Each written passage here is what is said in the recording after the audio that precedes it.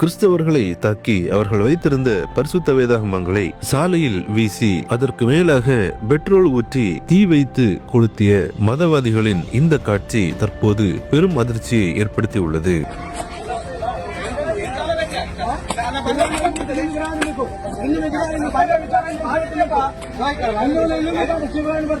நம் இந்தியாவின் தெலுங்கானா மாநிலத்தில் பத்ராத்ரி கோத்தகுடம் மாவட்டத்தில் எலன்டு என்ற பகுதியில் கிறிஸ்தவர்கள் ஒரு குழுவாக சுவிசேஷம் அறிவித்தும் கைப்பிரதிகளை விநியோகித்தும் வந்தனர். மேலும் பரிசுத்த வேதாகமங்களையும் அவர்களோடு வைத்திருந்தனர்.